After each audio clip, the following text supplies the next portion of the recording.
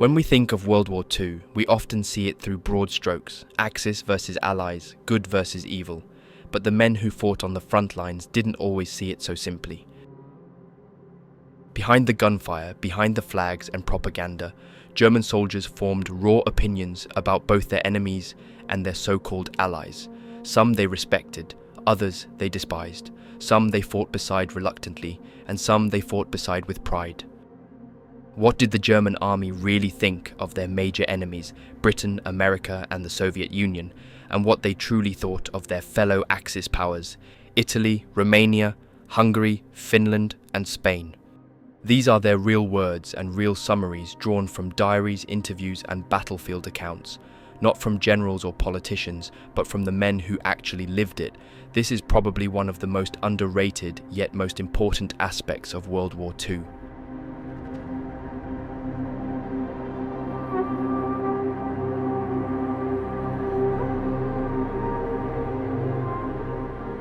Germany didn't fight alone. It was joined by a range of allied nations, each bringing their own set of strengths, vulnerabilities, and reasons for entering the war. Italy, for instance, offered its support with often questionable reliability, while Romania endured harsh losses and heavy sacrifices, especially on the Eastern Front. These alliances played a huge role in shaping the Axis strategy and how the war progressed, but they were rarely straightforward. Conflicting priorities, cultural differences, and frequent misunderstandings often created friction, even as they tried to maintain a united front. Still, there were moments when German soldiers developed genuine respect, both for the men fighting alongside them and, surprisingly, even for those they faced in battle. When looking at how German soldiers viewed their allies and enemies, a striking example is their perception of American forces. Unlike other major powers, the United States entered the war relatively late.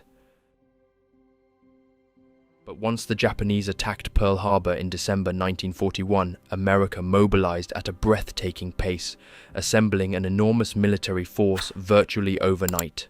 Factories that once produced cars and appliances rapidly switched to tanks, aircraft, and munitions, unleashing a wave of industrial power that few in Europe had ever imagined possible. German commanders and soldiers quickly took note of this colossal build-up. Yet despite America's obvious material advantage, their opinion of US troops was complicated.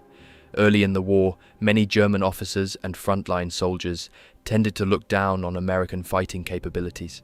They saw them as inexperienced and lacking the iron discipline that was drilled into German ranks or even British forces. Victories by American units were often dismissed as nothing more than the result of overwhelming supplies, floods of tanks, trucks and artillery, rather than any real tactical skill or battlefield toughness.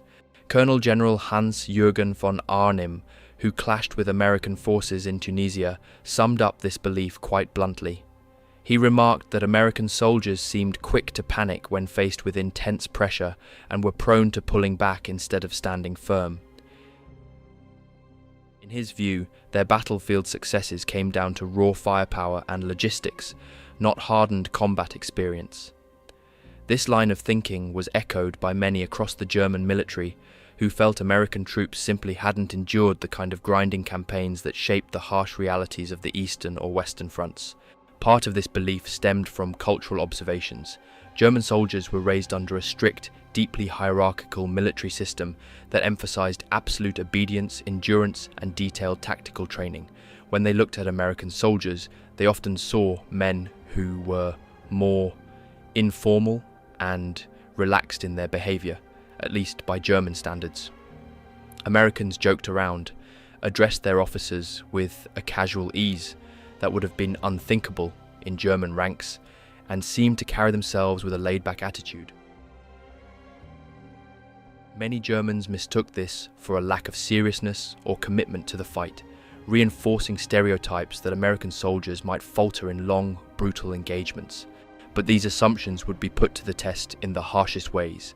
The landings in Normandy in June 1944 shattered much of the early German complacency.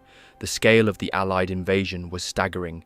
Thousands of ships, tens of thousands of aircraft, and wave upon wave of troops hitting beaches that were heavily fortified and fiercely defended. While German commanders acknowledged the massive support provided by Allied naval and air forces, they were also forced to confront the determination of American units, pushing inland through hedgerows, farm lanes, and entrenched positions. Even when their plans fell apart, American soldiers showed an ability to improvise and keep moving forward under fire, something that left many German officers surprised. Later that year, as winter settled over Europe, German High Command launched one final desperate gamble in the west, the Ardennes Offensive, better known as the Battle of the Bulge. Their aim was to smash through the thinly held American lines in the dense forests of Belgium and Luxembourg, split the Allied armies, and hopefully force them into a negotiated peace. The Germans placed heavy bets on the belief that American forces, many of them new to combat, would break under the strain of a sudden, violent attack. At first, it seemed this gamble might pay off. The initial assault threw American positions into confusion. Roads clogged with refugees and retreating soldiers, supply lines were disrupted, and command posts were overrun. German units captured critical crossroads and took thousands of prisoners. But as days dragged into weeks and the offensive lost momentum, German soldiers began to see a different side of their American opponents.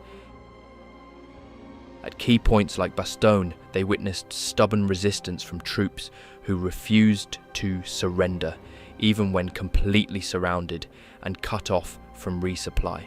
Columns of American armor launched counterattacks through snow-choked roads, often fighting without air support due to the thick winter weather. These fierce engagements forced many German soldiers to reconsider their earlier judgments. The Americans still relied heavily on their vast logistical networks and superior equipment, but there was no denying the resilience of the individual soldiers holding those frozen foxholes and pushing back through shattered towns. German troops who once scoffed at the idea of American staying power now found themselves locked in brutal close-quarters fights against men who clearly weren't ready to give up. As the battles rolled on, old stereotypes and easy assumptions gave way to more grudging, sometimes reluctant respect. Even without the rigid discipline of the Wehrmacht, American units proved they could adapt quickly, absorb terrible losses, and keep coming. It wasn't what many German soldiers expected when they first squared off against the Americans, but it was a reality they couldn't ignore. Even so, many German officers continued to attribute American battlefield success primarily to industry. They pointed to the staggering output of US factories, which churned out more tanks, planes, and artillery pieces than any other nation, and argued that American victories were simply the result of being able to drown their enemies under mountains of equipment. There was some truth to this. American industrial might was indeed unmatched, and gave them an enormous strategic edge. But this explanation often led German observers to overlook another critical factor: how quickly American units learned and adapted. What had started out as a force lacking serious combat experience evolved rapidly. Early setbacks became lessons that American soldiers and commanders absorbed, adjusting tactics and improving coordination.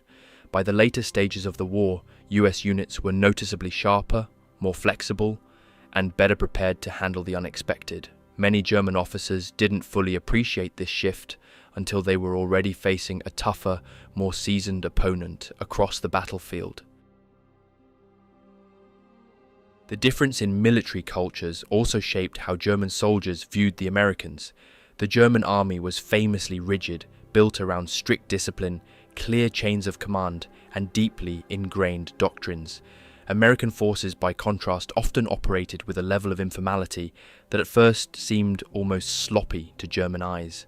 They saw officers and enlisted men interacting in a way that blurred the usual lines of hierarchy, but in the unpredictable chaos of battle, that looser structure sometimes gave American troops an edge. They were more willing to improvise on the spot and adjust to rapidly changing situations. Many Germans initially mistook this for lack of seriousness or discipline, a misreading that would prove costly as the war ground on.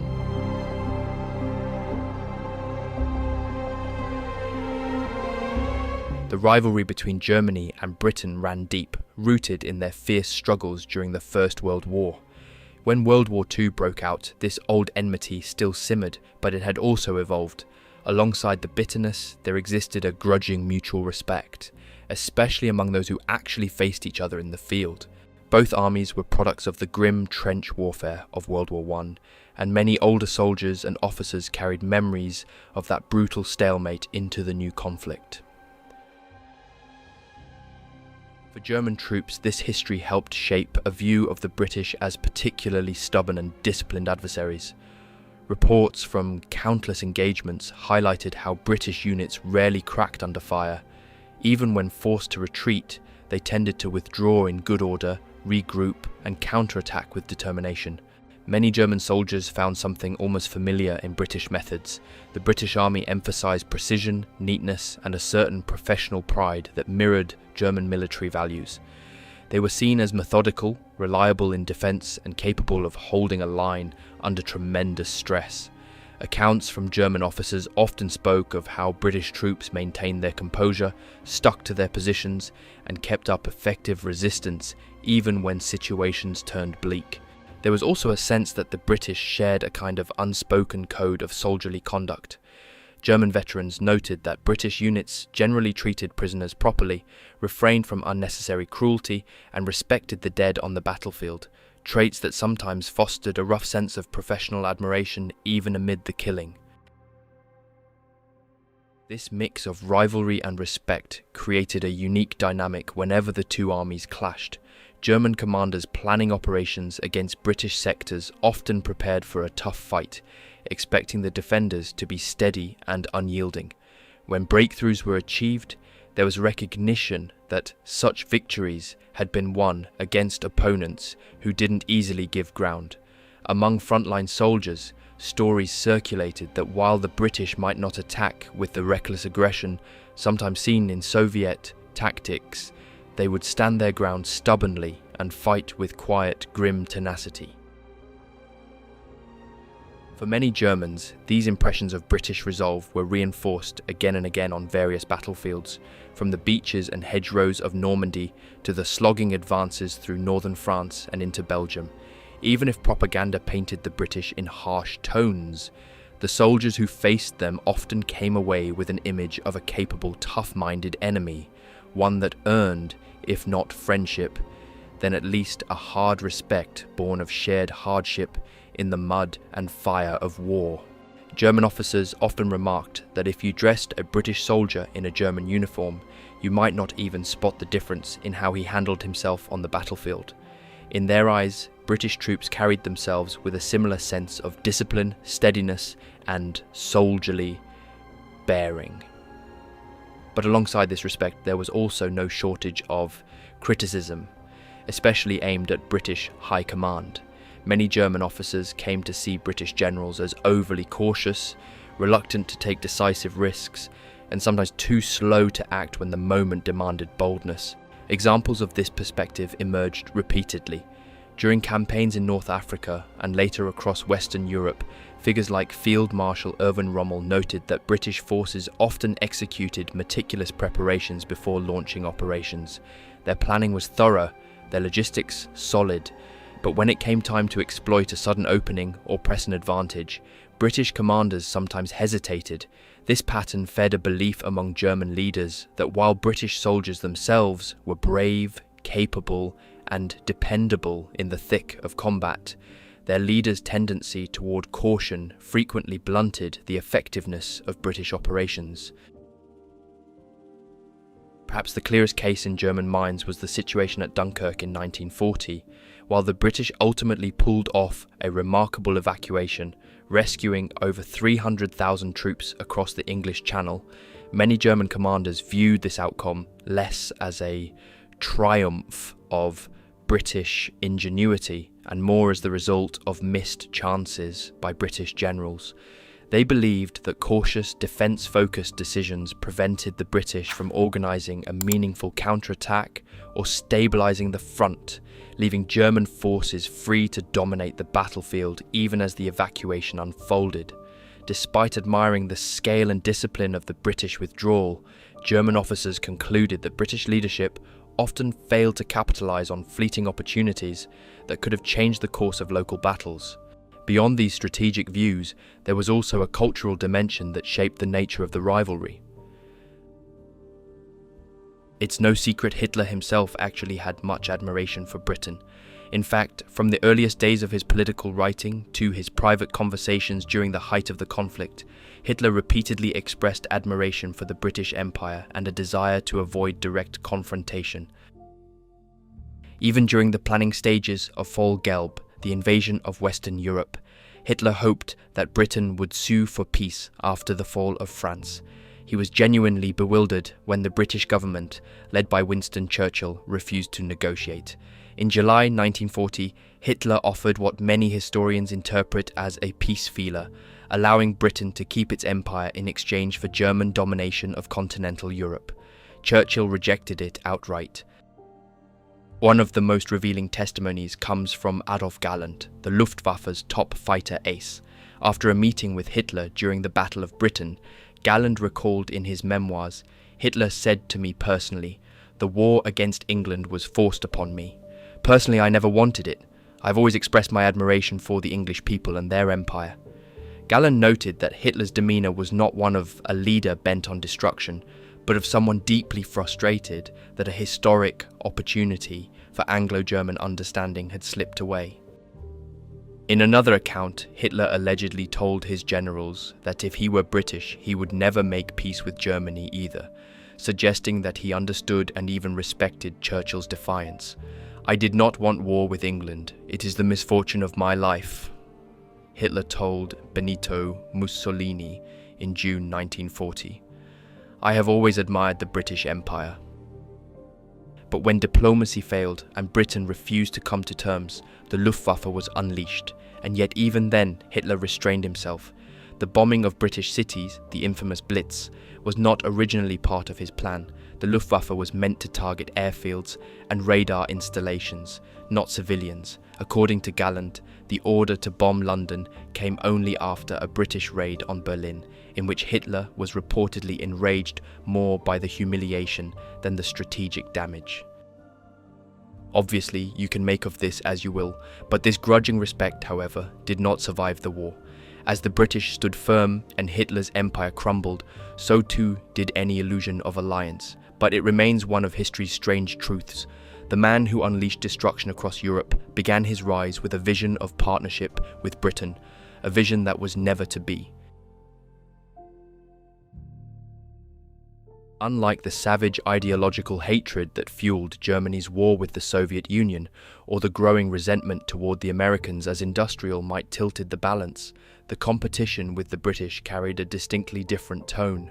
There were shared values that created a peculiar sense of familiarity between the two sides.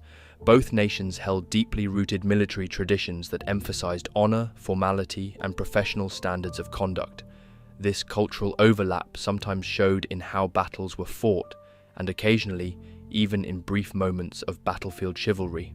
There were scattered instances when local truces sprang up, such as short ceasefires around Christmas in World War I, when both sides would pause fighting long enough to retrieve wounded or bury the dead. It was a rivalry bound by professionalism, more about proving military competence than annihilating a hated foe.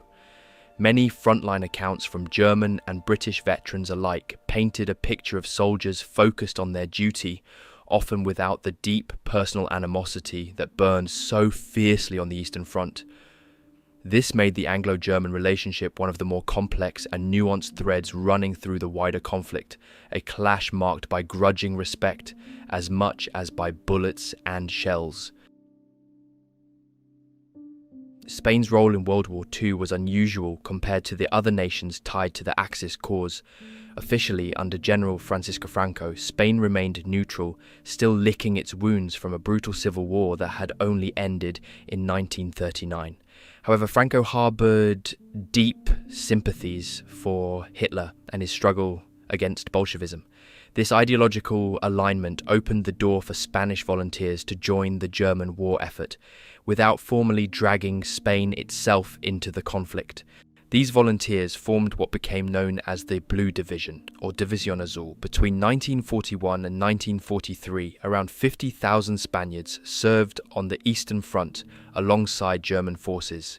Motivated by fierce anti-communism, personal adventure, and in some cases simply the promise of steady pay after years of economic hardship, they were dispatched to face the vast Soviet war machine. Their deployment threw them into some of the harshest conditions of the war.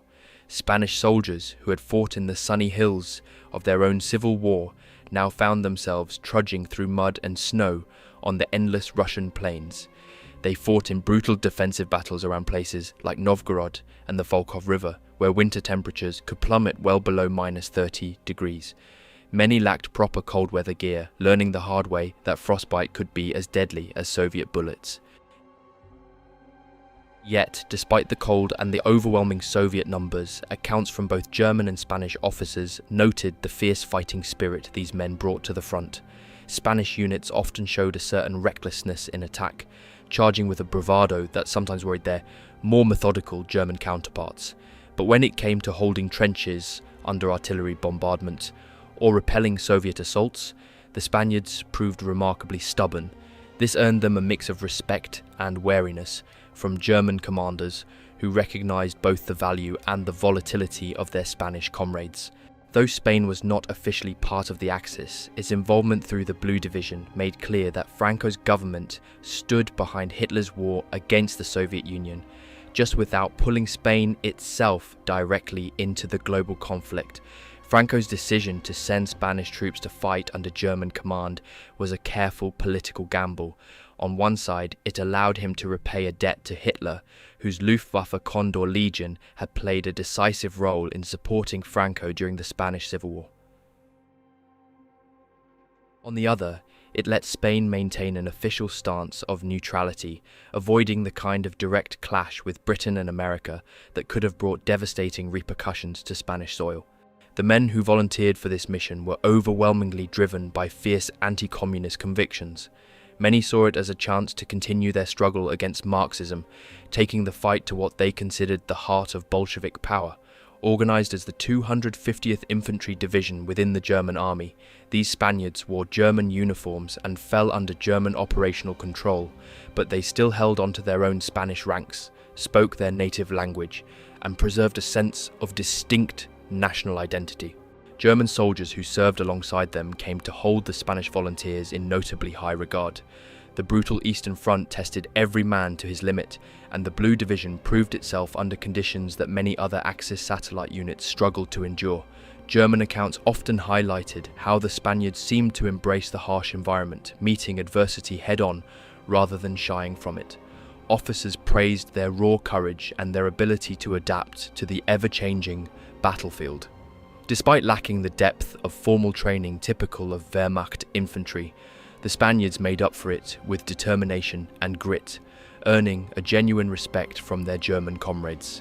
One of the clearest demonstrations of this fighting spirit came in February 1943 at the Battle of Krasny Bor near Leningrad. As part of the wider Soviet offensives aiming to break the siege, waves of Red Army troops, backed by a heavy concentration of tanks and artillery, smashed into Spanish positions.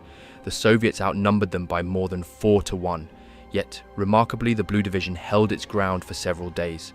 Their fierce defense slowed the Soviet advance just long enough for nearby German forces to stabilize the line and bring in reinforcements. Even though the Spaniards eventually had to pull back under overwhelming pressure, their stubborn stand left a deep impression on German commanders, who recognized it as a pivotal effort that helped avert a larger collapse in that sector. Throughout their service on the Eastern Front, the Blue Division distinguished itself by an uncommon level of unity and camaraderie. Unlike some other Axis-allied units, where mismatched motives, language barriers, or uneven discipline sometimes sowed confusion, the Spaniards fought as a tightly knit group.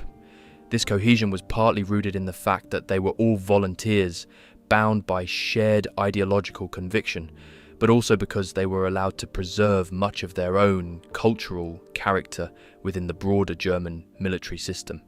They sang Spanish songs in their trenches, carried their own flags, and maintained customs that gave them a morale edge even in the bleak Russian winter. Franco himself made sure the Blue Division remained a symbol of Spanish pride. After the setbacks of the German retreat from Moscow in February 1942, Franco publicly praised the sacrifice and valor of his countrymen serving on the far front lines. This official support from Madrid bolstered the volunteers' morale and reinforced their sense of fighting not just as auxiliaries to the Germans, but as representatives of Spain's stand against communism. In the eyes of many German officers, this mixture of ideological zeal, fierce loyalty to each other, and resilience under pressure made the Spaniards some of the most reliable foreign troops to serve under the German flag. Franco even went so far as to declare that if the road to Berlin were ever thrown open, it would not be just a single division of Spaniards marching to aid the Germans, it would be a million. Statements like this weren't just bold rhetoric, they served as powerful morale boosters, lifting the spirits of the Spanish volunteers freezing on the Eastern Front, and also bolstering the confidence of their German allies who took heart from the idea that Spain stood firmly behind them. In practice, however, these grand promises never came to pass. While Franco's speeches were full of fervour, he was careful not to let Spain slide deeper into the conflict. As the momentum of the war began shifting against Germany, Franco grew increasingly cautious. He recognised the danger of tying Spain too closely to a losing cause, wary of dragging his already battered country into a global war it was poorly positioned to endure. Despite the stirring declarations, no additional Spanish divisions ever arrived to reinforce the German lines. This reluctance did not go unnoticed in German military circles.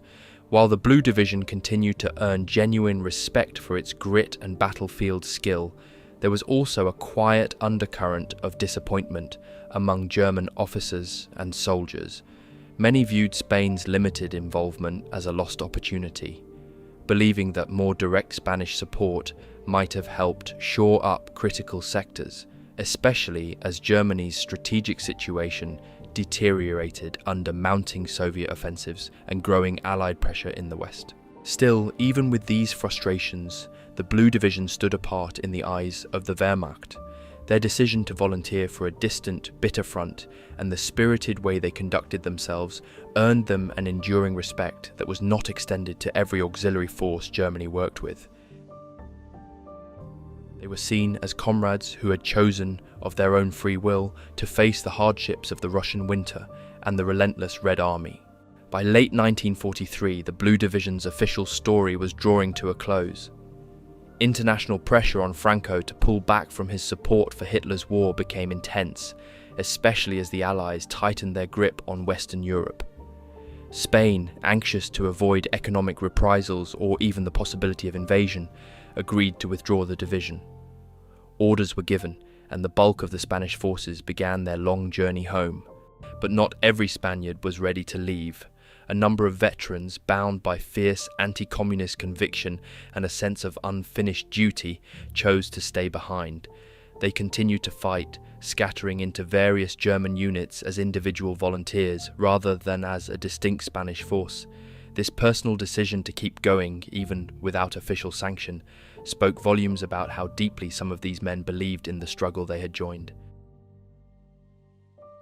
The alliance between Germany and Romania during World War II was forged out of stark strategic necessity, especially when it came to the brutal fighting on the Eastern Front.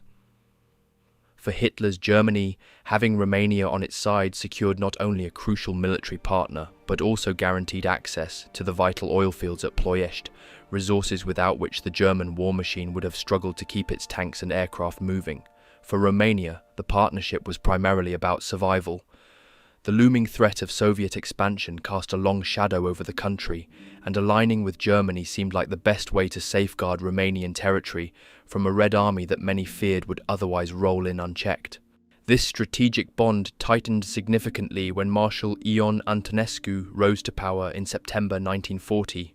Antonescu was firmly convinced that Romania's only real protection against Soviet aggression lay in siding with the strongest military power available. He believed that standing alone would spell disaster, leaving Romania exposed to the ambitions of Stalin's Soviet Union. After meeting personally with Hitler in November of that year, Antonescu pledged Romania's support for Germany's upcoming assault on the Soviet Union, an operation that would soon be known by its infamous name, Operation Barbarossa.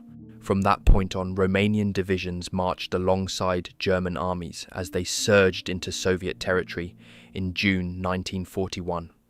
They took part in the major thrusts through Ukraine, joined battles across the vast steppes, and dug into defensive positions in Crimea. While their equipment was often outdated compared to that of the Germans, many Romanian units still relied on older artillery and tanks. What they lacked in advanced technology, they tried to make up for in determination and sheer manpower. German commanders and frontline soldiers came to see Romanian troops as steadfast comrades, particularly in the early campaigns of Barbarossa. Reports from German officers often spoke of Romanian formations, holding their lines under heavy pressure and pushing forward with surprising tenacity. They recognized the sacrifices the Romanians were willing to endure, fighting hard despite sustaining losses that would have shattered many other armies. One of the clearest examples of this cooperation was during the siege of Odessa in 1941. The Soviets put up a fierce resistance, turning the city into a fortified trap. Romanian forces bore the brunt of the assault, locking in brutal close-quarters combat for weeks. Even under intense Soviet counterattacks, they held firm, ultimately playing a decisive role in taking the city. Their effort earned genuine praise from their German allies, who understood just how punishing the fighting had been. Romanian troops remained heavily engaged throughout the wider Eastern campaign. They were deeply involved in operations across Crimea and later in the vast push towards Stalingrad, commitments that would exact a horrifying toll. Almost 500,000 Romanian soldiers lost their lives during the Second World War, a staggering figure that underscored just how deeply Romania had been drawn into Hitler's war in the East. For many Germans serving on these distant, blood-soaked front lines, the Romanians were more than just auxiliary troops. They were seen as brothers in arms who stood shoulder to shoulder in the trenches, shared the same misery of mud and frostbite, and fought against the same relentless Soviet offensives. Their willingness to continue the fight, even as casualties mounted and the odds turned grim, earned them a level of respect that was not always extended to other German allies. Romania's contribution to the Axis war effort was massive in scale, but the alliance was not without serious challenges. While Romanian troops often showed remarkable bravery and endurance, their forces were hampered by chronic shortages of modern equipment and logistical weaknesses. Many Romanian divisions entered the Eastern Front, still relying on outdated rifles, artillery and armoured vehicles, which sometimes led to critical problems during combined operations with the better-equipped German formations. German officers frequently observed this gap and believed that if Romania had been supplied with more advanced weaponry and adequate resources, their battlefield impact could have been even greater. Despite these shortcomings, the Germans valued the commitment the Romanians consistently demonstrated. Romanian soldiers rarely hesitated to throw themselves into punishing battles, enduring harsh conditions and high casualties. From the German perspective, that kind of dedication was worth a great deal, even if technical capabilities lagged behind. But this alliance went far beyond just soldiers fighting side by side. Germany's entire eastern campaign depended heavily on a lifeline flowing from Romania, the oil of Ploiești. Sprawling oil fields and refineries there were essential for keeping Germany's tanks rolling and aircraft flying. Protecting this resource became a top strategic priority for both nations. In fact, Ploiești was so critical that it attracted repeated Allied bombing raids aiming to cripple Germany's fuel supply. German and Romanian forces worked in close coordination to defend it, constructing dense belts of anti-aircraft batteries and organising fighter cover to keep the oil facilities running. However, as the tide of war turned decisively against Germany by 1944, the strain on the alliance grew. The Soviet Red Army had regained the initiative, driving back the Axis across broad fronts and pushing steadily westward. By the summer, Soviet forces were closing in on Romania itself. The situation was rapidly deteriorating, and the Romanian leadership faced stark choices about the future. On August 23, 1944, events took a dramatic turn. King Michael of Romania, recognizing that the war was lost and seeking to save his country from total devastation, staged a coup against Marshal Antonescu. the man who had been the driving force behind Romania's alliance with Nazi Germany. Antonescu was arrested in Bucharest, and almost overnight, Romania switched sides, joining the Allies. For Germany, this sudden reversal was nothing short of a catastrophe. Not only did they lose a key military ally on the Eastern Front, but they also lost secure access to the vital Romanian oil that had fueled their campaigns. The German high command was blindsided and felt profoundly betrayed. Romania's defection left the southern flank of Germany's eastern defences dangerously exposed, opening the door for Soviet troops to pour into Eastern Europe with far less resistance. It marked a critical blow that accelerated the unravelling of German positions in the Balkans and beyond. From the German point of view, Romania's sudden decision to switch sides did more than just sting. It was seen as a raw betrayal, even if many could understand the desperate strategic reasons behind it. Losing Romania's support was a crushing setback that rapidly sped up Germany's downfall on the Eastern Front. German soldiers who had spent years fighting shoulder to shoulder with Romanian troops were stunned and deeply disappointed. They had come to view their Romanian comrades as brave, steadfast partners during the hard-fought campaigns in Ukraine, Crimea, and beyond. Seeing them now march under Allied banners marked a bitter turning point, one that made it painfully clear the Eastern Front was unravelling beyond repair. Hungary entered World War II on the side of the Axis by formally signing the Tripartite Pact on November 20, 1940, aligning itself with Germany, Italy and Japan. This move was less about shared ideology with Hitler's regime and more about cold national calculation. After the humiliations of the Treaty of Trianon following World War I, when Hungary lost vast swathes of its territory, the Hungarian leadership saw an alliance with Germany as the best chance to regain these lost lands and restore national pride. Early on, there was a sense of historic continuity to the partnership. In the First World War, Hungarian troops had fought alongside Germans as part of the Austro-Hungarian Empire, and that old camaraderie hadn't entirely vanished. However, as the new war unfolded, it became clear that both the nature of the conflict and the capabilities of the two nations had changed dramatically. German officers and soldiers soon discovered that Hungarian forces did not meet the expectations they had for a modern military partner. While Hungary was firmly committed to the Axis cause and sent sizable forces to support campaigns on the Eastern Front, the shortcomings of its army quickly became obvious. Many Hungarian units suffered from outdated equipment and a lack of rigorous training. Their logistical networks often fell short, and their command structures weren't always prepared for the fast-paced, mechanized style of warfare that Germany had perfected. This mismatch created frequent frustration on the German side. In combined operations, especially during rapid advances or large encirclement maneuvers, Hungarian troops sometimes struggled to keep up. German officers recorded instances where Hungarian formations became disorganized under pressure, or where gaps opened in the lines because Hungarian units couldn't sustain the tempo demanded by the campaign. Yet it wasn't a matter of cowardice. Reports from German commanders typically acknowledged that Hungarian soldiers displayed plenty of personal courage. The problem lay more with inadequate preparation for the brutal realities of the Eastern Front. Mass artillery barrages, deep armoured thrusts, and the unrelenting logistics needed to sustain operations across the vast Soviet landscapes.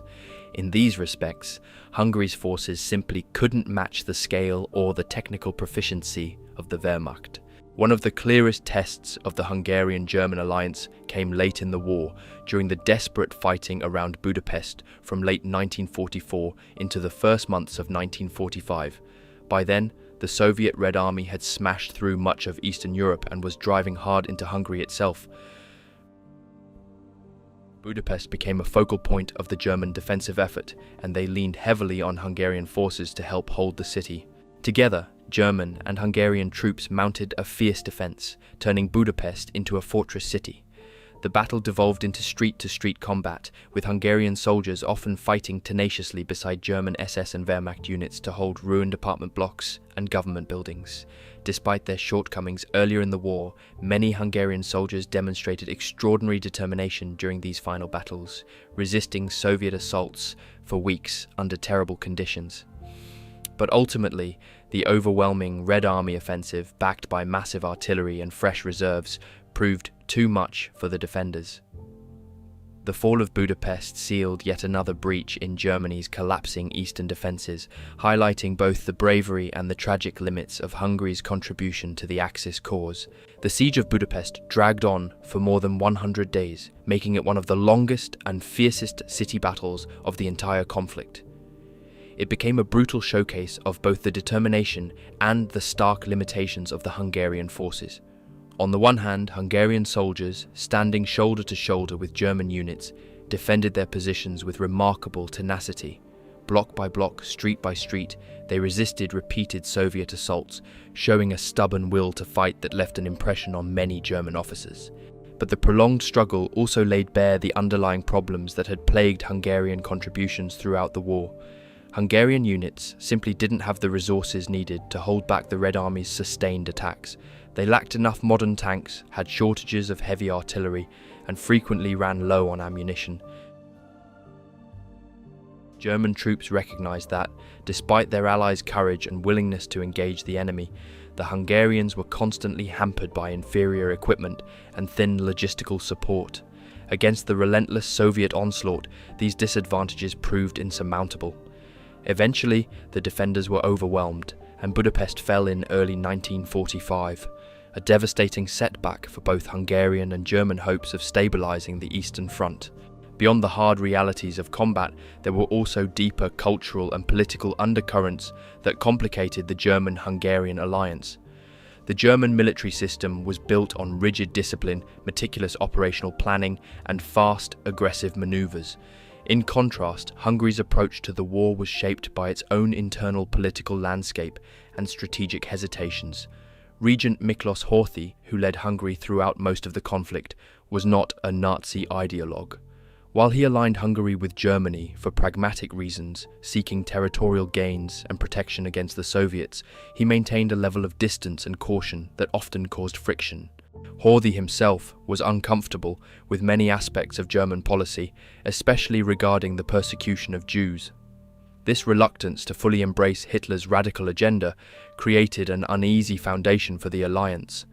As Germany's fortunes declined and the Red Army pushed steadily west, Hungarian leaders began searching for ways to limit their country's exposure to total disaster.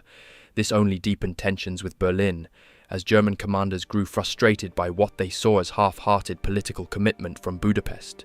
From the German perspective, Hungary's strategic value gradually diminished. Early in the war, Hungary's geographic position made it an important ally, a buffer that could help shield Germany's southern flank from Soviet advances. But as the Red Army rolled across Eastern Europe with mounting momentum, it became increasingly clear that without heavy German reinforcements, Hungarian forces alone stood little chance of halting the Soviet tide.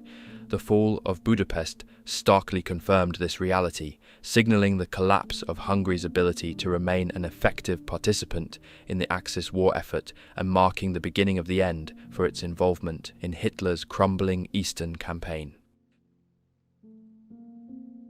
The partnership between Germany and Finland during World War II stood apart from the usual Axis relationships. Unlike countries like Italy or Hungary, Finland was never formally part of the Axis alliance. Instead, their cooperation was forged by a simple, pressing reality. Both nations shared a common enemy in the Soviet Union. Finland had already proven its mettle against the Red Army during the Winter War of 1939 to 1940, when, despite being massively outnumbered and outgunned, Finnish forces put up a ferocious defense of their homeland. Their performance during that conflict earned them international respect and left a deep impression on German military planners. So when Hitler launched Operation Barbarossa in June 1941, aiming to destroy the Soviet Union, Finland entered the fight as well, driven by the hope of reclaiming territories lost to Moscow after the bitter peace settlement that ended the Winter War. This new struggle came to be known as the Continuation War. German soldiers who fought alongside the Finns quickly developed a strong respect for their northern allies. The Finns earned a reputation for being exceptionally tough, adaptable and skilled fighters. traits that stood out all the more starkly on the unforgiving Eastern Front. In the deep snows and dense forests where so many armies bogged down, Finnish troops seemed almost to thrive. German officers praised their ability to maneuver in brutal winter conditions that left other units helpless, whether it was moving silently on skis across frozen terrain, blending into the forests with masterful camouflage, or enduring bitter cold that would cripple less prepared formations. The Finns showed a resourcefulness that truly set them apart. It was no surprise that many Germans took to calling them the Winter Warriors. This admiration traced back to the tactics Finland had honed during the Winter War. Facing a colossal Soviet invasion force, the Finns turned to clever, highly mobile guerrilla warfare. They would strike Soviet supply lines under the cover of the snow-clad forests, ambush isolated units, and then vanish into the wilderness before the enemy could respond. These hit-and-run attacks were devastatingly effective, inflicting huge casualties on Soviet troops and grinding down their offensive momentum. German commanders studying these battles recognized just how skilled and cunning the Finns were, seeing them as experts at squeezing every advantage from their limited resources. The alliance that developed between Germany and Finland was also quite distinct in its political character. Finland maintained a careful independence, cooperating with Germany against the Soviets without fully embracing the Axis cause or Nazi ideology. This pragmatic arrangement worked well for both sides. Finland could focus on winning back its lost lands, while Germany gained a highly capable ally to help secure the northern front. Finnish forces played a crucial role during the early phases of Operation Barbarossa. They protected Germany's northern flank, worked in tandem with Wehrmacht units to overrun Soviet positions, and disrupted supply lines that were vital to the Red Army's operations. Their intimate knowledge of the harsh terrain and their proven ability to carry out long-range operations made them invaluable partners in these remote theatres of war. Perhaps most striking of all was the Finnish soldiers' endurance. The freezing temperatures of the Eastern Front were often more dangerous than enemy bullets. Many armies simply could not cope. Vehicles failed, soldiers froze, supply chains collapsed. But the Finns had spent years perfecting how to operate in such punishing environments. They built insulated shelters quickly, managed food and fuel with careful precision, and used gear specially designed for extreme cold. German units often found themselves relying on Finnish expertise just to survive. It wasn't uncommon for Germans to take cues from their Finnish counterparts on everything from building winter fortifications to rationing supplies in sub-zero conditions. Finnish leaders soon came to a hard realization. If they didn't find a way to stop the Soviet advance, Finland itself would be overrun and occupied. With the Red Army steadily gaining ground in 1944, Helsinki made the difficult choice to negotiate peace with Moscow. This resulted in an armistice that required Finland to take the extraordinary step of turning on their former German allies, forcing German troops out of Finnish territory in what became known as the Lapland War. It was a painful decision, but it ultimately preserved Finland's sovereignty and kept the country from falling completely under Soviet domination. Despite the abrupt end, the wartime partnership between Germany and Finland remained notable for its mutual respect and practical effectiveness. German soldiers continued to admire the Finns for their toughness and ingenious use of terrain, especially when it came to winter and guerrilla warfare.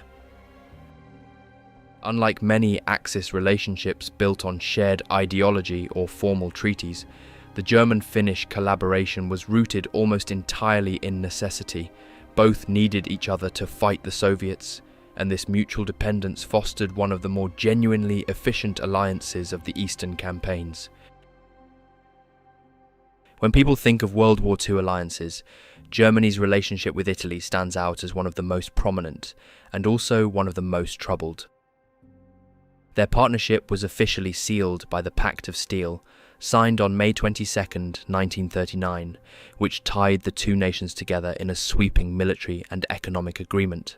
The pact pledged that if war came, Germany and Italy would stand by each other's side. On paper, it was meant to be an unbreakable front. In practice, however, this alliance was riddled with problems almost from the start. There were major differences in military readiness, strategic planning, and even basic supply capabilities. German and Italian soldiers often found themselves working together in the field, but the relationship was marked by frequent misunderstandings, frustrations, and a growing sense among the Germans that they were shouldering the real burden of the war, while the Italians struggled to keep up. At the time of signing the Pact of Steel, both Hitler and Mussolini were preparing for conflicts they saw on the horizon, but they were on very different timelines. Hitler's Germany was rapidly expanding its armed forces and had already set plans in motion to launch aggressive campaigns across Europe. Mussolini, on the other hand, had promised that Italy would be fully ready for war in about 3 years, meaning sometime around 1942. In reality, Italy's military in 1939 was still woefully under-equipped, poorly trained in modern, mechanized tactics, and plagued by chronic shortages of everything from ammunition to trucks. This gap became glaringly obvious when Germany invaded Poland on September 1st, 1939, triggering Britain and France to declare war just days later. Europe plunged into a full-scale conflict, but Italy, nowhere near prepared, stayed on the sidelines. Mussolini decided not to commit Italian forces, reasoning that his country simply couldn't sustain a war at that point. It wasn't until June 10, 1940, nearly a year later and only after France seemed on the brink of defeat, that Italy finally entered the war. This delayed entry left a sour taste in the mouths of many German officers and soldiers. They viewed it as evidence that Italy was weak and hesitant, failing to live up to the promises of solidarity made under the Pact of Steel. Mussolini's late move was driven by a gamble. He hoped to snatch easy gains at Britain's and France's expense, while Germany appeared to be on a victorious roll. Instead, it pulled Italy into a protracted, grinding conflict it was entirely unprepared to handle. From the outset, German troops found their Italian allies to be a mixed bag. They often respected individual Italian soldiers for their spirit and willingness to fight, but they quickly grew skeptical of the Italian army as an institution. Counterparts. As the war dragged on, these mixed impressions of Italian forces among German troops gradually shifted toward outright negativity. Many German soldiers began to see their Italian allies as lacking the same depth of commitment, discipline, and combat effectiveness that they expected from a serious military partner. Letters, diaries, and reports from the front often described Italian units as hesitant to engage in heavy fighting and too quick to lay down their arms when faced with determined resistance. A popular saying among German ranks captured this harsh assessment: 130,000 Italians are worth perhaps 10,000 Germans. It was a stinging remark that reflected not just arrogance, but also a genuine sense of frustration over the performance gaps they believed they were seeing on the battlefield. There were plenty of reasons behind these critical views. Italian formations frequently went into combat with obsolete tanks and artillery, suffered from inadequate training for modern mobile warfare, and were hampered by fragile supply chains that struggled to keep them fed and equipped. Stories circulated among German divisions about Italian tank crews waving white flags at the first sign of serious trouble. Dark humour spread too, jokes that if Italy ever tried to invade southern Germany, they could be held off by little more than old men and the Hitler Youth. While clearly exaggerated, these anecdotes revealed how disillusioned many Germans had become with their ally. The frustrations were most vividly on display during the North African campaigns. Italian divisions fought alongside the famed Afrika Korps under General Erwin Rommel, but their shortcomings were often glaring.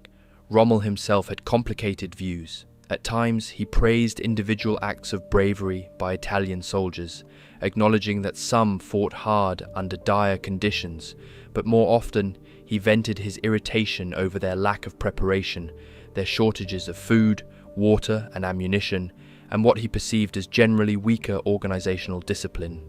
German officers, accustomed to the tight structure of Wehrmacht operations, were frequently appalled by what they saw as sloppy logistics and wavering resolve within Italian ranks. Still, it wasn't all one-sided scorn. Even German soldiers had to admit there were notable exceptions that stood out against the broader backdrop of disappointment. The Folgore Parachute Division earned particular respect for its performance during the Second Battle of El Alamein in late 1942. Vastly outnumbered and facing superior British firepower, the Folgore held their ground with stubborn determination, launching counterattacks and maintaining their positions long after many expected them to collapse. Their stand left an impression on both their German allies and the British commanders they fought against. Another bright spot was found in the Italian Navy, especially among submarine crews and naval commandos, known for daring raids against Allied shipping in the Mediterranean. These specialized frogmen, who placed limpet mines on enemy vessels under the cover of darkness, earned a level of professional respect that was rarely extended to Italy's regular ground forces. Some German officers argued that the problem with Italian troops was less about the soldiers themselves and more about how they were led and equipped. They believed that under stronger command structures, especially if placed under direct German leadership, Italian units could perform far better. This theory seemed to find some support in North Africa, where integrated German-Italian formations occasionally operated with tighter coordination and achieved better battlefield results. But even then, the alliance was clearly strained, revealing just how fragile the so-called Pact of Steel really was when tested under the relentless pressures of a global war, and occasional successes, though even these were inconsistent. It wasn't just the Germans who criticized Italian military performance. Their adversaries often reached similar conclusions. British and American officers who faced Italian forces in North Africa and the Mediterranean frequently reported that while Italian soldiers were generally willing to fight, they were badly held back by poor leadership, obsolete equipment, and fragile logistics. Officers in Britain's Eighth Army sometimes remarked that Italian units seemed defeated before they even reached the battlefield, not because they lacked personal courage, but because the odds stacked against them by their own supply and command structures were simply too great. That said, there were scattered moments of mutual respect. Some British accounts from North Africa acknowledged that when Italian formations were properly led and adequately supplied, especially in the early phases of the war, they could be surprisingly tough opponents. But such moments were rare exceptions. The broader reputation of Italy's military in World War II, among both friends and foes, remained largely unfavourable. Much of the uneasy alliance between Germany and Italy could be traced to deeper cultural and strategic differences. The German military system was built on strict discipline, meticulous operational planning, and rapid, tightly coordinated strikes. Italy, by contrast, tended to lean more on improvisation and informal problem-solving. While this sometimes produced clever fieldcraft, it often led to confusion and uneven results during combined operations. Joint campaigns could turn chaotic simply because the two armies thought and operated so differently. On top of this, Germany's advanced military industry meant its soldiers enjoyed superior tanks, artillery, and small arms, tools that the Italians often lacked. Italian units were frequently sent into major battles with outdated or lightly armoured vehicles and older weapons, reinforcing the German view that their allies were ineffective, mainly due to material shortcomings. Many German officers believed that Italian soldiers could fight well under the right conditions, but the reality of wartime production and supply priorities meant these conditions rarely existed. When Germany unleashed Operation Barbarossa in June 1941, it was the largest land invasion ever attempted. Hitler and his generals confidently expected that the Soviet Union would collapse under the weight of a swift, hard blow, just as Poland, France, and other nations had fallen before. The German High Command deeply underestimated the Soviets, convinced that the Red Army was poorly led, badly equipped, and incapable of matching the seasoned, disciplined divisions of the Wehrmacht. At first, these beliefs seemed to be validated. The opening months of Barbarossa brought stunning successes. German panzer spearheads tore across the Western Soviet Union, capturing vast swathes of territory and encircling entire Soviet armies. Hundreds of thousands of Red Army soldiers were taken prisoner in enormous pockets from Minsk to Smolensk and beyond. The speed and scale of these early victories left many German soldiers certain that the campaign would be over within a matter of months. However, this early confidence would not last. As the war dragged on, The German perception of the Red Army underwent a dramatic shift. While the Soviets suffered catastrophic losses in the opening months, millions of soldiers killed, wounded, or captured, they did not crumble. Instead, the Red Army pulled back, regrouped, and rapidly adapted, showing a capacity to learn from mistakes that surprised many German officers. The brutal Russian winter also played a decisive role. As temperatures plunged far below freezing, German troops found themselves woefully unprepared for prolonged operations in such extreme cold. Equipment failed, supply lines froze up, and soldiers suffered frostbite by the tens of thousands. Meanwhile, the Soviets were fighting on familiar ground, far better equipped and mentally conditioned for the rigors of winter warfare. Gradually, German soldiers began to see that the Red Army was not the chaotic, incompetent force they had been led to believe they would face. Instead, they were up against an opponent that could endure staggering hardships, accept enormous losses, and still come back swinging with relentless resolve. Soviet soldiers seemed willing to fight on under conditions that would have broken many other armies. An iron-willed tenacity that forced a hard recalibration of German expectations. A major turning point in this evolving view came with the Battle of Stalingrad, which began in the summer of 1942.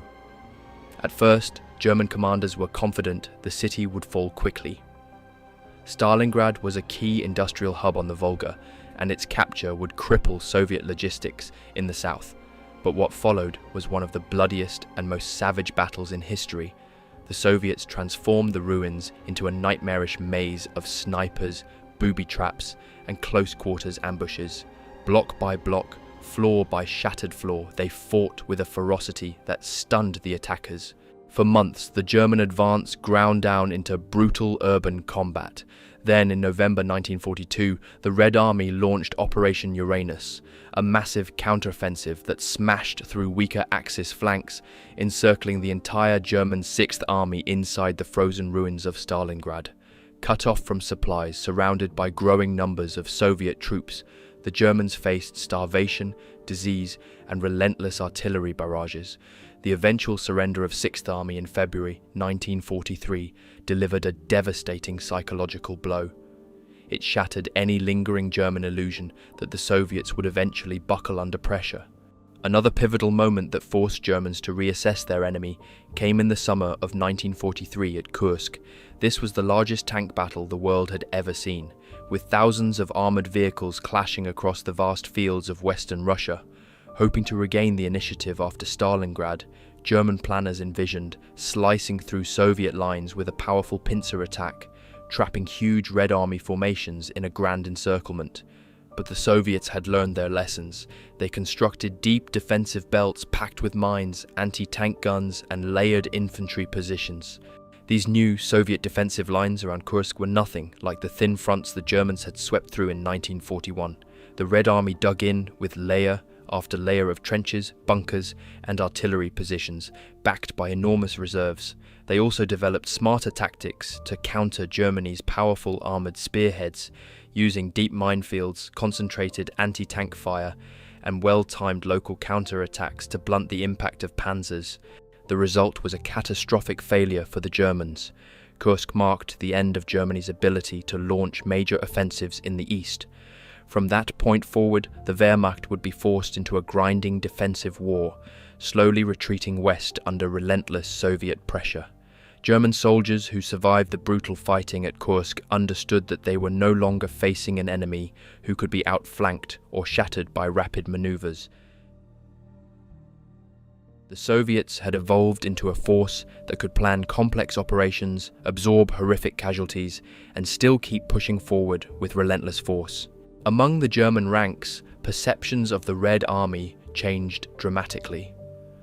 What had once been dismissed as a clumsy, poorly led horde was now seen as a disciplined and dangerously adaptive military machine. German troops spoke with a kind of grim awe about the way Soviet soldiers would launch wave after wave of frontal attacks, endure nights in sub-zero temperatures with barely any food or shelter, and keep fighting to the last bullet rather than give ground. Stories spread through the trenches about Soviet commissars executing soldiers who tried to fall back, reinforcing the idea that Soviet determination was almost inhuman. Despite the savage realities of the Eastern Front, this view slowly hardened into a sort of reluctant respect. German soldiers came to understand that underestimating the Soviets was a mistake paid for in blood. By the final stages of the war, even hardened Wehrmacht and SS officers admitted privately, and sometimes openly, that the Red Army had surpassed them in ways they never anticipated. It was not just sheer numbers that overwhelmed Germany, but a combination of evolving strategy, immense industrial and manpower mobilization, and an unwavering will to fight that refused to break no matter how high the cost.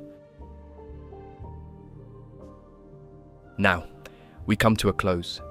If you enjoyed this deep dive into the thoughts and experiences of German soldiers, make sure to hit that like button and subscribe for more real, raw history.